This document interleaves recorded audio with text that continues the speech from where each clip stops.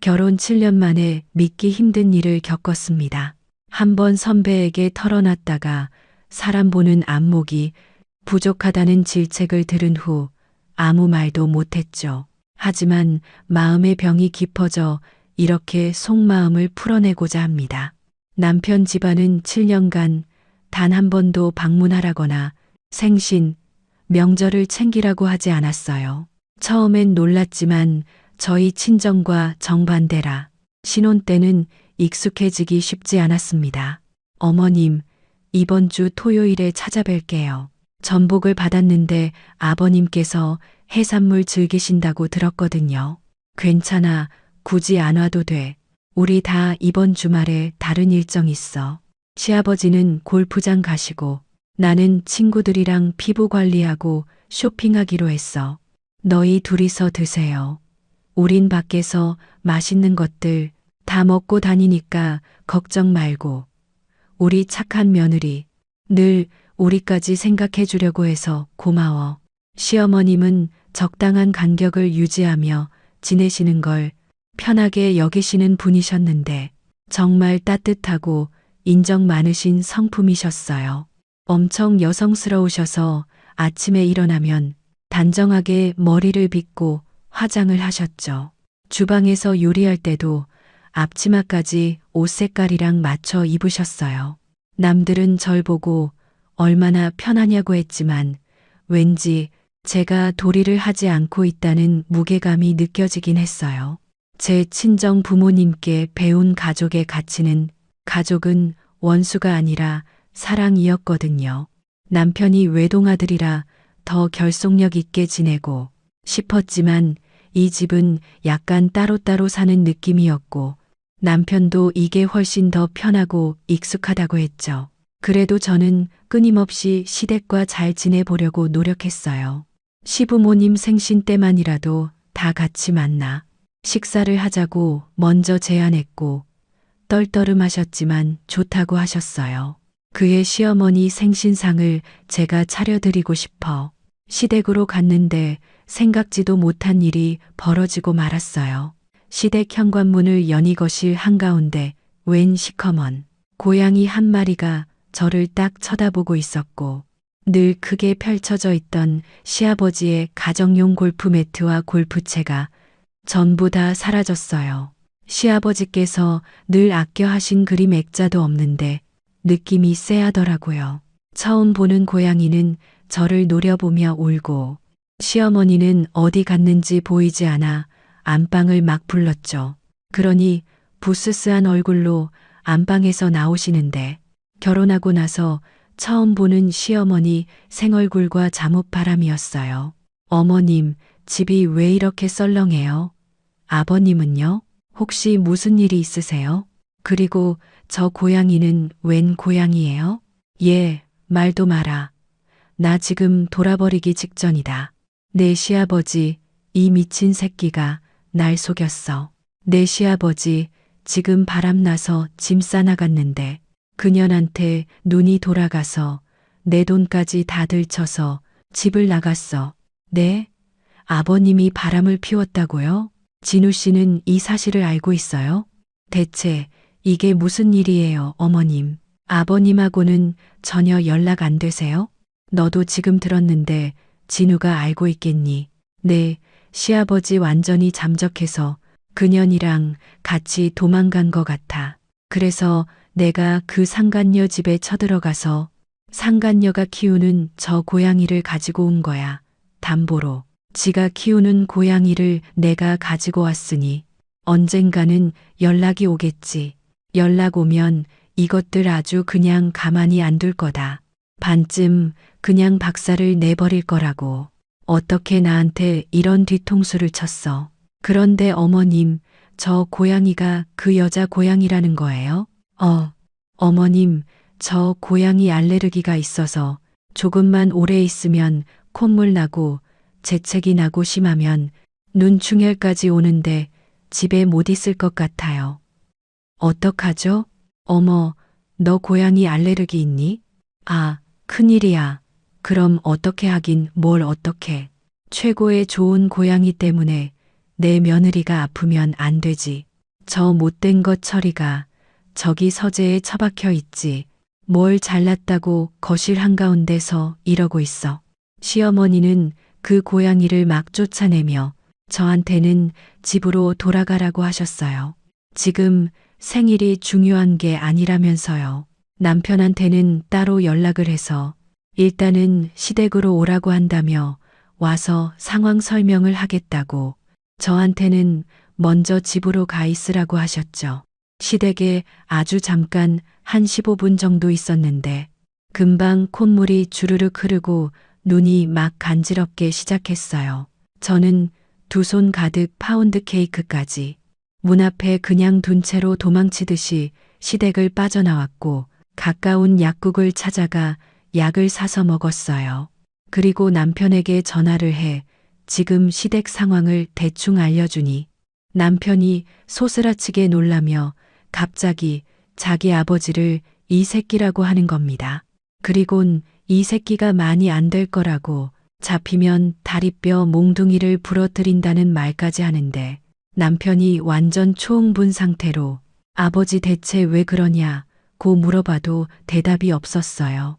그렇게 저는 집에서 초조하게 남편을 기다리고 있었는데 밤 11시, 12시가 되니 남편이 집으로 들어왔어요. 그리곤 절 보자마자 저 닭똥 같은 눈물을 막 뚝뚝 흘리기 시작하는데 아이, 왜 그래? 왜 울어? 대체 무슨 일인데 그래? 아버님하고 어머님하고 많이 안 좋으신 거야? 울지 말고 얘기 좀 해봐. 지금 어머님은 좀 어떠셨어요? 괜찮으셔? 자기야, 내가 지금 하는 말 듣고 나서 너무 놀라지 않았으면 좋겠어. 사실은 자기한테 말 못했었어. 그렇게 꺼낸 남편의 이야기는 솔직히 좀 충격이었어요. 제가 시아버지라고 불렀던 그분이 실은 남편의 친아버지가 아닌 새아버지였다는 겁니다. 남편이 중학생 때 시어머니가 그분이랑 바람을 펴서 재혼을 하셨고 남편의 친아버지와는 그것 때문에 이혼을 하셨대요. 제게 미리 말을 하고 싶었지만 새아버지가 워낙 본인과 관계 얘기하는 걸 민감하게 생각했고 시어머니 또한 떳떳한 게 없으니 본인과 관계 이야기는 하지 말라고 하셨다네요. 어차피 20년 넘게 이렇게 같이 살았으면 가족이나 다름없다고요. 게다가 남편은 워낙 어렸을 때부터 정기 그랩으로 새아버지가 군인같이 강압적으로 통제를 했기에 그게 무서워서 새아버지 말은 그대로 따랐다는데 그런 새아버지가 또 바람이 나서 자기 엄마를 버리고 도망을 갔다고 하니 눈이 돌아갔다고 하더군요. 그래서 이것 때문에 가족끼리 또 이렇게 남처럼 지냈다고 하는데 저는 남편과 시댁에게 이런 과거가 있을 줄은 정말 꿈에도 몰랐어요. 그러니 제가 결혼을 했어도 자꾸 저를 멀리했던 거였죠. 아무리 가족끼리 정이 없다고 해도 이렇게 남처럼 모르쇠로 살기는 힘들잖아요. 근데 이제 모든 게 이해가 가고 퍼즐처럼 딱딱 맞춰지더라고요. 남편은 제 앞에 무릎까지 꿇으며 속일 생각은 전혀 없었다고 속이려고 한 것도 아니었다며 용서해 달라고 막 울부짖더라고요. 저도 그런 남편이 너무 안쓰러워. 당신도 피해자인데 당신이 잘못을 한 것도 아니고 당신 탓도 아니니 너무 이러지 말라. 고되려 더 위로를 해줬어요. 남편은 그런 제 손을 꼭 잡으며 고맙다고 수백 번을 이야기했죠. 몇 달 동안 남편과 시어머니는 돈까지 훔쳐 바람난 새아버지를 잡으러 백방으로 찾으러 다녔어요. 남편은 근무 시간까지 바꿔가며 낮에는 새아버지를 잡으러 다녔고 밤에는 회사로 출근을 했죠. 그런데 계속 실패를 했고 새아버지의 상간녀 또한 자기 고양이를 찾으러 오지도 않았어요. 저는 좀 이해가 가질 않았던 게 평생 자기가 키운 고양이고 애묘인이라면 자식처럼 여겨 어떻게든 시어머니를 찾아올 텐데 죽어도 오질 않더라고요. 그 때문에 저는 시댁을 찾아갈 수도 없는 상황이 되어버렸어요. 고양이 알레르기 때문에 가지도 못하고 남편 통해 진행 사항만 듣고 있었죠.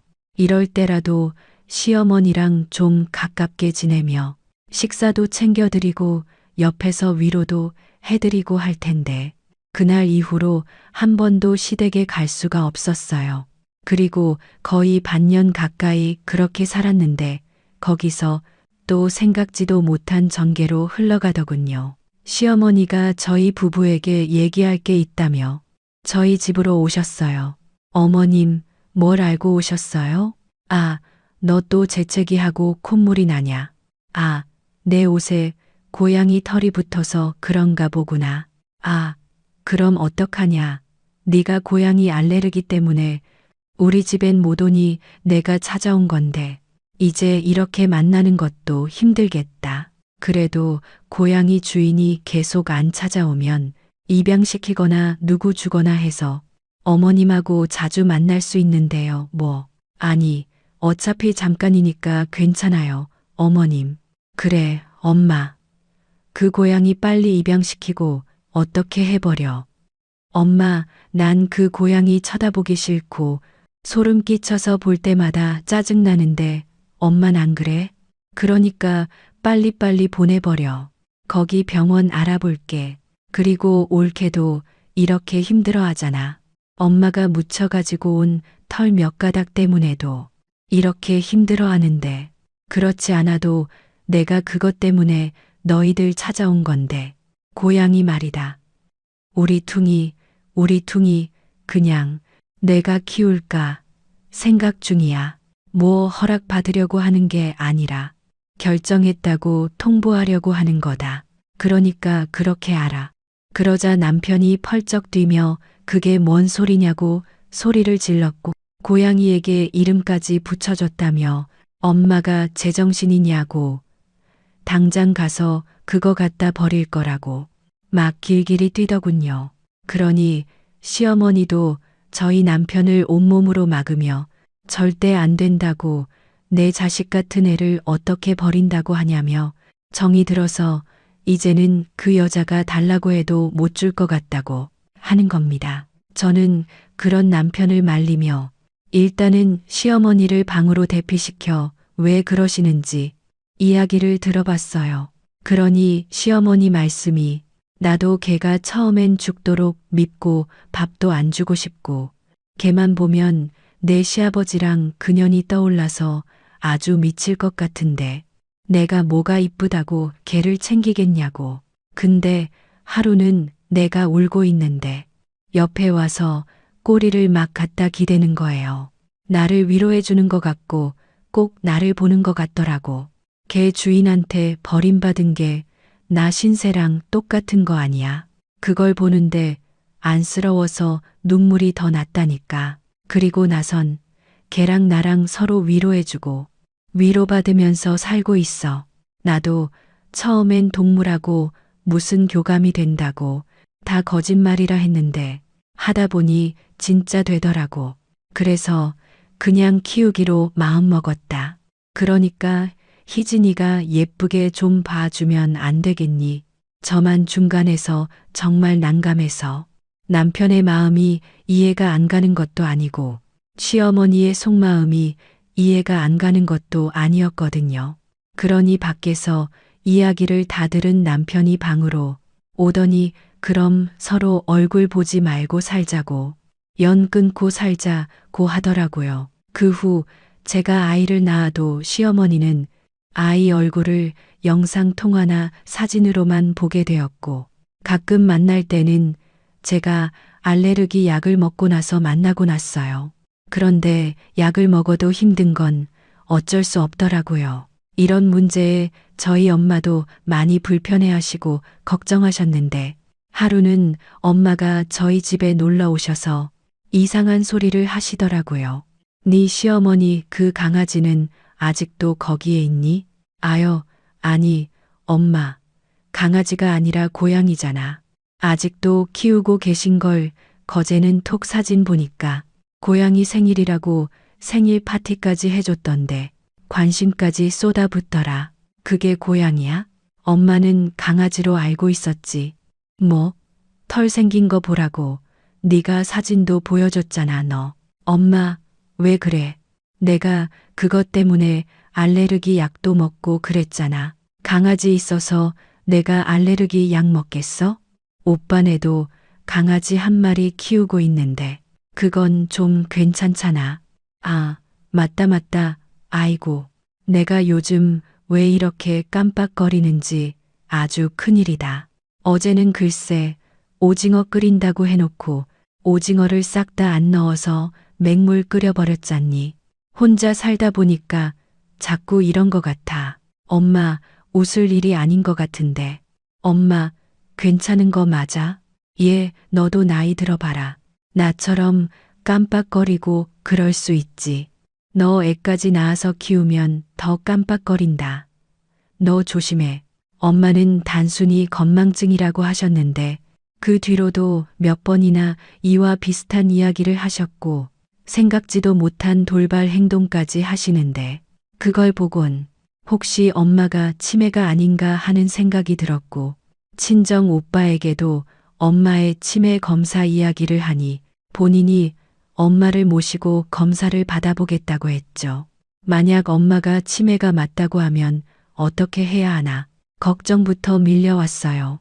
엄마의 기억은 점차 사라지고 나랑 함께 했었던 그리고 함께 할 일들이 점점 없어지게 되니 너무 절망스러운 생각에 눈물만 나오더라고요.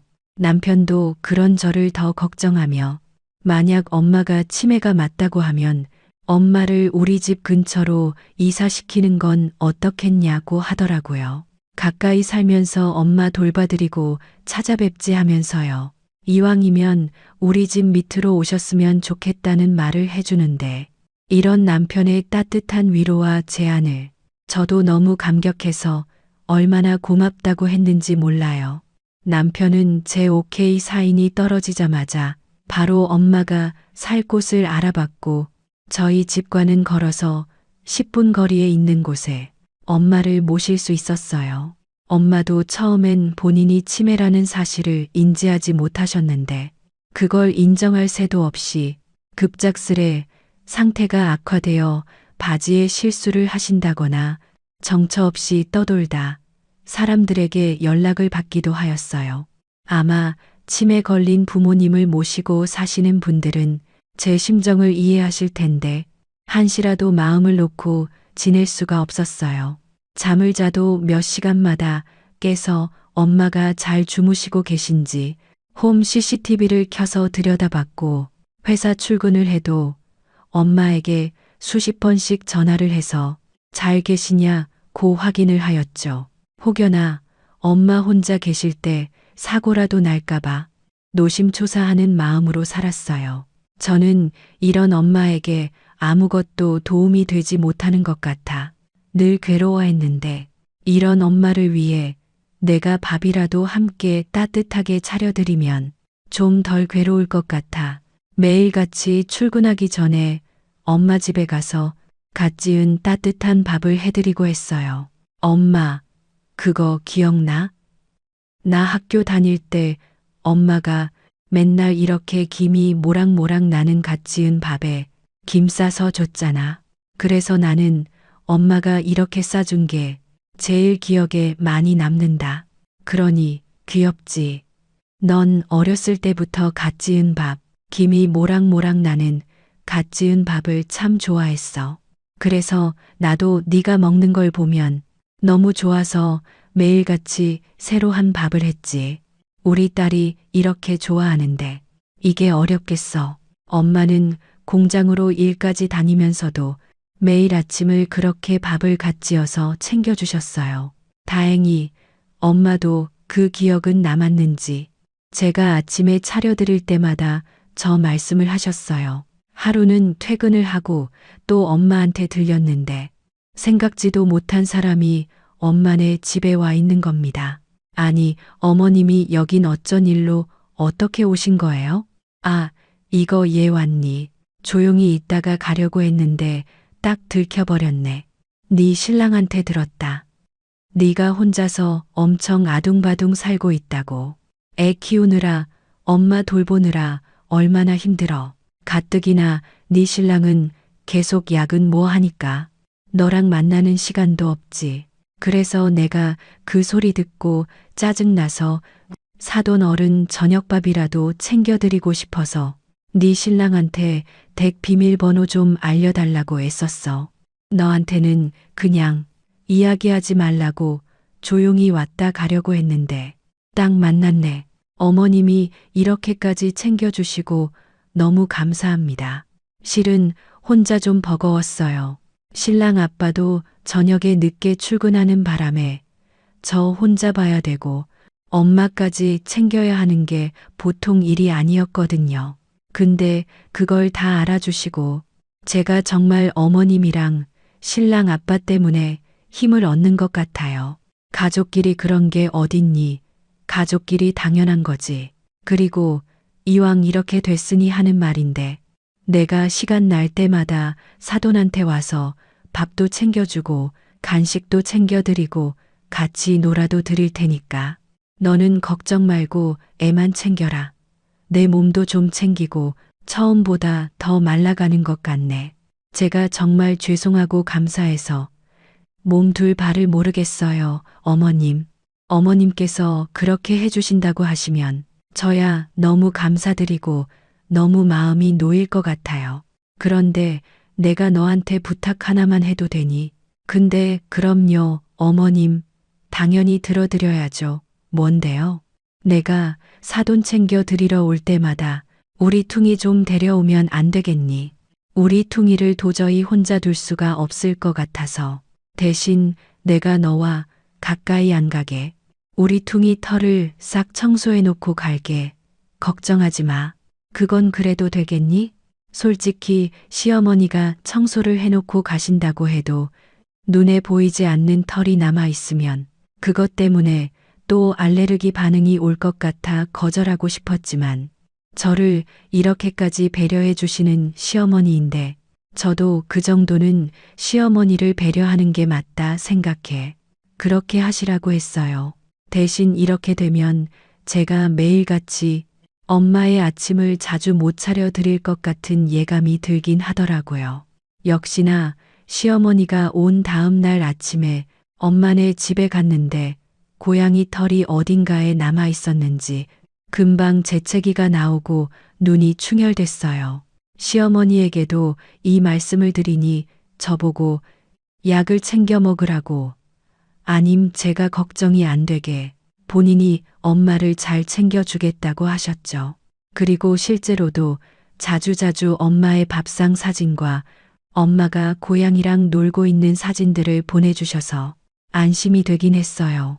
저 또한 시어머니에게 엄마를 맡기게 되면서 회사 일과 아이 돌보는 일에 조금 더 집중을 할 수 있었고 시어머니에겐 달마다 월급이라고 하긴 좀 그렇지만 수고비와 저희 엄마 밥 차리는 데 드는 시장 비용을 넉넉하게 드렸어요.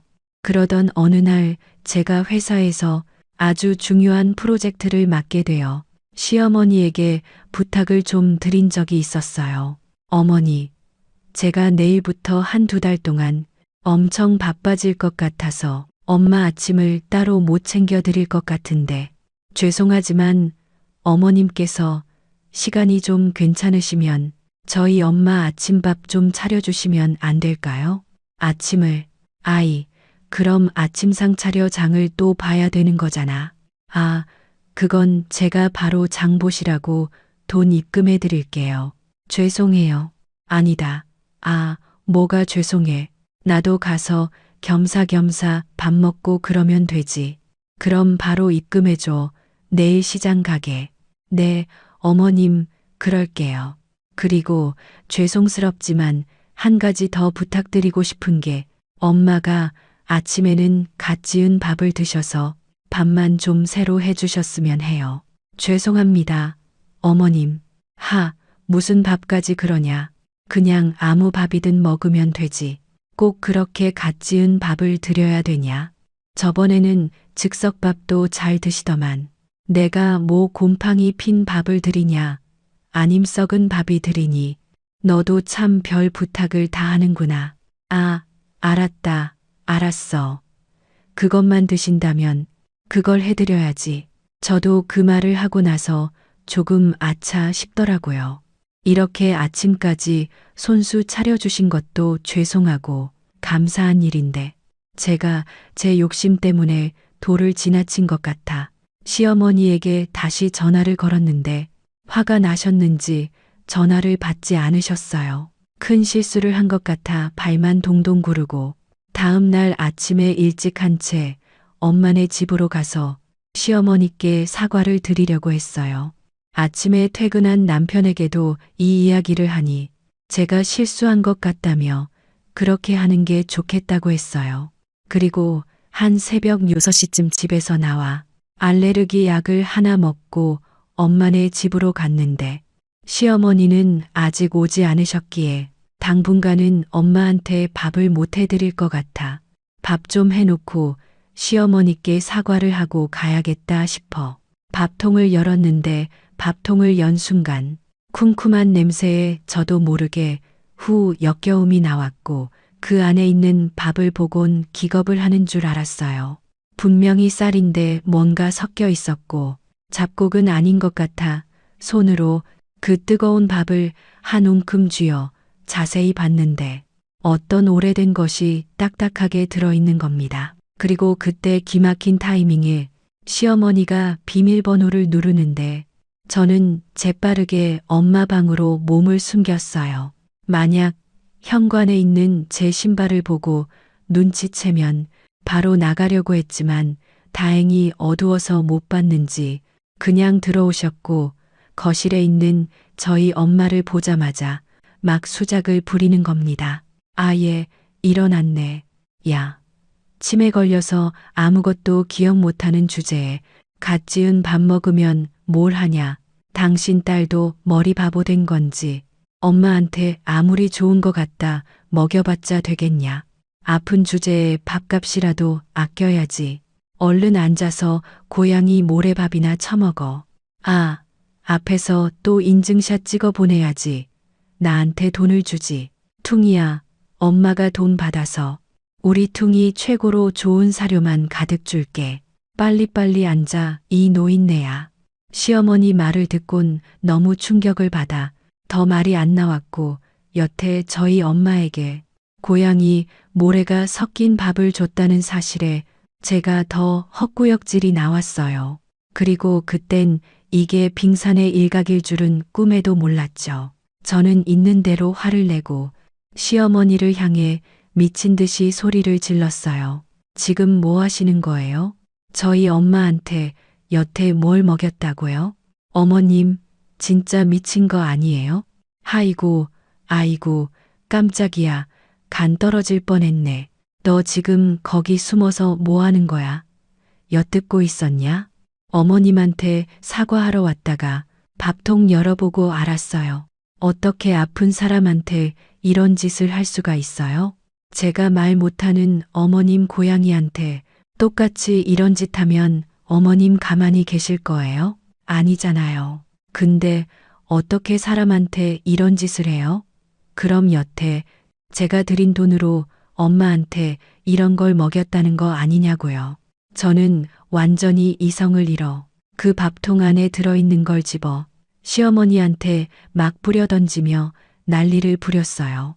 그러니 시어머니가 본인 고양이를 수십 번 쓰다듬은 그 손으로 제게 덤벼들어 제 얼굴을 막 비비기 시작했어요. 아니, 어디서 이런 버릇없는 걸 봤나?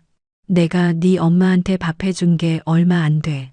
얼마나 잘 해먹었는데 차라리 하지도 못하면서 이런 행패를 부리고 있어. 너 오늘 맛 좀 봐라. 얼른 우리 퉁이랑 똑같이 만들어주마. 저는 입과 눈으로 털이 들어오자 숨이 막힐 듯한 고통을 느꼈고 정신이 없었어요. 그런데 갑자기 저희 엄마가 시어머니를 양팔로 밀쳐내더니 시어머니 머리채를 쥐어버렸어요. 감히 내 딸을 해치려고 해. 여태까지 당신이 나한테 했던 건 모자라 내 딸까지 해치려고 하냐고. 오늘 내가 아주 너희들 사기꾼 모자 실체를 다 밝히고 말 거야. 어서 희진아, 너는 일단 고양이 피해서 방으로 들어가 있어. 너무나도 또렷한 엄마의 말에 저랑 시어머니는 둘 다 기겁을 했고 저는 일단 방으로 들어가 바로 알레르기 약을 하나 더 꺼내 먹었어요. 그리고 곧바로 밖으로 나갔죠. 엄마, 무슨 소리야? 엄마, 지금 괜찮은 거야? 내가 이 여자랑 네 남편 속이려고 일부러 치매 걸린 척 연기한 거다. 이 두 인간들 인간 쓰레기라는 증거 잡으려고 일부러 너까지 속인 거라고. 내가 저 쓰레기 넣어둔 주머니를 가지고 올 테니까 한번 봐봐. 여자가 쌀독에 쌀 한 번 채워 놓지 않고 나한테 이딴 밥만 주는 바람에 아주 보관하기가 딱 좋더라. 그렇게 엄마가 가져온 주머니 안 증거들을 보고 저는 기겁을 하고 말았어요. 아니, 남편이 어떤 여자와 함께 찍은 결혼 사진이 있었는데 사진 속 여자가 한 명이 아닌 세 명이나 됐어요. 시어머니 또한 그 사진을 빼서 갈기갈기 찢으며 어디서 말도 안 되는 소리를 짓거리고 있냐고 했는데 엄마가 곧이어 녹음기 하나를 틀어주더군요. 그 속엔 남편과 시어머니가 작당하는 이야기가 녹음돼 있었어요. 일단은 내가 장모 집까지는 장악을 했으니까 이제 진짜 얼마 안 남았어. 이유 만들어서 이혼하고 장모 집까지 싹 다 팔아서 중간에서 가로챈 다음 튀어야지. 이번에 정말 기록상 7년 동안 개고생했다고. 아, 전에는 바보라서 2년 만에 작업하고 빠졌는데 이번 년은 왜 이렇게 일이 더딘지 몰라. 봐, 고양이까지 키우게 해서 좀 못살게 사기를 쳤잖니. 아예, 그래도 개나 고양이 알레르기라도 있었으니까 다행이지. 진짜 그게 신의 한 수였지. 아, 그래도 7년이면 너무 오래 걸렸어. 애까지 낳고. 하기야 이번 년이 제일 크게 먹는 거니까 그냥 7년 동안 번 빵이라 생각해야지. 뭐, 그동안 나도 네 마누라한테 조금씩 돈 뜯어내서 뒤주머니도 챙겼고 그나저나 너 다음 타겟은 물색 중이긴 하냐? 작업은 나가는 것 같던데 못 찾겠네. 명함 꽂히고 난리 났는데 아, 다 잔챙이들이네. 나도 나이가 먹어서 이게 안 먹혀. 엄마, 아, 나 얼굴에 보톡스 좀 맞을까? 남자든 여자든 죽을 때까지 관리해야 돼. 100세 시대에 저렇게 멍청해지면 되겠냐. 전현, 뭐 관리 안 하고 그냥 늙게 내버려둬서 그래. 야, 이 노인네야, 이거 나 처먹어. 저렇게 내가 아무거나 줘도 막 던져 먹는다. 그 둘의 대화를 듣는데, 아, 정말 혈압이 터지는 것 같았어요. 제가 막 고함을 지르고 썩 그 여자에게 덤벼들려고 하니 엄마는 되려 저를 말리며 지금부터 시작이라고 이성적으로 버텨서 저것들 콩밥을 먹여야 된다고 하셨어요. 그리곤 엄마는 이미 이 증거들을 가지고 경찰에 고소 넣는다고 했어요. 며칠 뒤면 이 두 년한테 고소장이 갈 거라고요. 엄마도 그때까지 참고 있을 거라고 했는데 시어머니가 저한테 하는 짓을 보고는 참을 수 없어 터트린 거라고 했죠. 그 여자는 고소라는 소리에 사시나무처럼 벌벌 떨며 무슨 오해가 있는 거라고 엄마가 지금 치매에 걸려 헛소리를 짓거리고 있는 거라고 하는데 엄마가 그건 경찰이랑 검사한테 가서 얘기하라고 그 여자를 현관문까지 끌어당겨 내보내려고 했어요. 그런데도 그 여자는 문을 잡고 끝까지 버티며 안 나가려고 하더군요. 그래서 제가 시어머니가 키우는 그 고양이를 내보냈어요. 그러니 그 여자가 고양이 이름을 부르며 따라 나가더군요.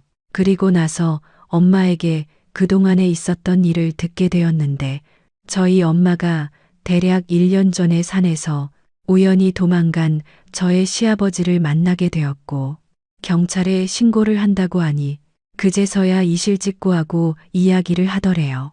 자기는 그저 돈을 받고 연기를 했을 뿐이라며 가족 관계가 아닌 전혀 모르는 사람이라고요. 그 소리에 엄마가 조금씩 모르게 하나둘씩 증거를 수집했었다는데 모으다 보니까 남편 놈이 저 말고도 사실혼으로 결혼한 여자가 3명이나 있었다는 걸 알았대요. 그래서 그때부터 치매에 걸린 척 연기를 하셨다는 겁니다. 치매에 걸렸다고 해야 그 둘이 마음을 놓고 떠들 수 있으니 그 방법밖에 없었다는데 저는 그 소리를 듣고 엄마의 손을 잡으며 하염없이 목 놓아 울었어요. 저를 위해서 저 때문에 그동안 모진 핍박을 받으며 사람이 먹을 수 없는 것까지 드셨다는 거잖아요. 그 생각에 커다란 화살이 제 가슴을 관통하듯 가슴이 찢어질 듯이 아팠어요. 엄마는 그런 제게 웃으며 괜찮다고 먹자마자 바로 화장실로 가서 다 뱉어냈다고 걱정 말라고 하시는데 그 말이 더 슬퍼졌어요. 그렇게 경찰에서 남편 놈과 그 여자 수사가 시작이 되었고 그 둘 다 도망갈 우려가 보여 현행범으로 잡아다 조사를 하였어요. 그 소식을 듣자마자 저도 바로 이혼 소송을 걸어 최대한 제가 유리하게 그놈 양말 한 장까지도 다 가져올 심산이었어요. 지금까지 그런 인간을 아이 아버지라 여기고 살아온 제 자신도 정말 어리석고 멍청했다고 생각합니다. 하지만 이런 자책은 나중으로 미루기로 하고 우선은 그 사람들을 응징하고 이혼 절차 진행하는 데만 집중하자 다짐했고 약 1년간 법원을 오가며 재판 과정을 거쳤습니다. 그렇게 2년이란 시간이 흘러 이혼이 성립되었고 그 남자와 그 남자 어머니 역시 사기 혐의로 처벌을 받았습니다. 속마음으론 평생 감옥에서 못 나오길 바랐지만 그건 제 개인적인 감정일 뿐이고 법적으로 가능한 처벌은 충분히 받았다 싶어 분한 마음을 내려놓기로 했습니다. 이렇게 모든 악몽 같은 일들이 마무리된 후에야 어머니께 제대로 된 효도를 할 수 있게 되었는데요. 지금은 어머니와 함께 거주하며 아이 잘 돌보고 직장도 성실하게 다니고 있습니다. 그리고 다음 달에는 승진까지 앞둔 상황입니다. 비록 7년의 재판 기간까지 더해 9년이라는 시간을 낭비하긴 했지만 그것을 아까워하고 좌절하기엔 앞으로의 인생이 더 길기에 위축되지 않고 열심히 살아갈 생각만 하고 있습니다. 그래서 제가 남은 생애 동안 이루고 싶은 목표는 딱 3가지인데 첫째는 어머니께서 돌아가실 때까지 잘 모시고 사는 것이고 둘째는 제 딸아이를 그 아빠처럼 안 되게 올바르게 키우는 것이고 셋째는 저 자신을 위해 사는 것으로 정했습니다. 제 얘기를 들으시는 분들 중에는 당연히 저를 비난하시는 분들도 계시겠지만 그래도 앞으로의 삶을 열심히 살아가려는 저에게 용기를 북돋워주는 응원의 말씀해 주셨으면 합니다. 제 이야기를 들어주셔서 정말 감사드리고요. 항상 여러분께 좋은 일들만 가득하시고 건강하시길 기원하겠습니다.